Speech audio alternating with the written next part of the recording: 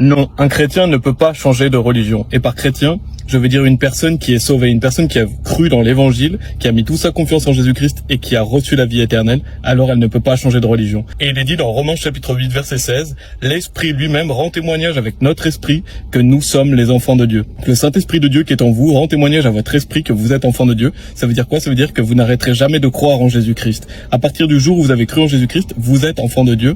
Vous n'arrêterez jamais de croire en lui. Donc un chrétien ne peut pas changer de religion. La Bible dit que le jour où vous croyez en Jésus-Christ, vous recevez l'Esprit Saint et que vous en êtes scellés jusqu'au jour de la rédemption. C'est-à-dire que le Saint-Esprit de Dieu, l'Esprit de vérité, vit en vous pour toujours. Et dans 1 Jean chapitre 4 verset 6, il est dit, nous sommes de Dieu, celui qui connaît Dieu nous entend, celui qui n'est pas de Dieu ne nous entend pas, par ceci nous connaissons l'esprit de vérité et l'esprit d'erreur.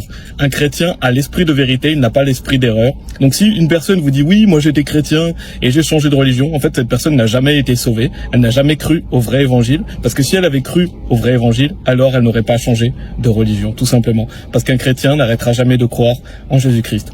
Et Jésus nous dit dans Jean chapitre 10, au verset 4 et 5, « Et quand il a fait sortir ses propres moutons, ou donc ses brebis, il va devant eux, et les moutons le suivent, car ils connaissent sa voix. Et ils ne suivront pas un étranger, mais ils le fuiront, car ils ne connaissent pas la voix des étrangers. » Donc Jésus-Christ nous dit que ces brebis entendent sa voix, et que ces brebis fuient justement la voix des étrangers. Donc une personne sauvée ne va pas écouter une fausse religion, parce qu'une personne sauvée suit le berger. Elle écoute la voix du berger, elle écoute la voix de Jésus-Christ, et elle va fuir loin, justement, d'une fausse religion. Ce qui prouve qu'un chrétien ne peut pas changer de religion. Donc, pour résumer, le jour où vous croyez en Jésus-Christ, vous recevez la vie éternelle, l'Esprit Saint vient vivre en vous pour toujours. C'est l'Esprit de vérité. Il vous rappelle toujours que Dieu est votre Père. Vous n'arrêterez jamais de croire en Jésus-Christ. Bien sûr, vous pouvez avoir des doutes, mais vous n'arrêterez jamais de croire. Vous pouvez avoir une petite foi, une grande foi, mais vous aurez toujours la foi puisque vous êtes sauvés pour l'éternité. Et donc, si une personne vous dit, moi j'étais chrétien, et cette personne a changé de religion, en fait, elle n'a jamais cru au vrai évangile, parce qu'elle n'a jamais reçu l'esprit de vérité.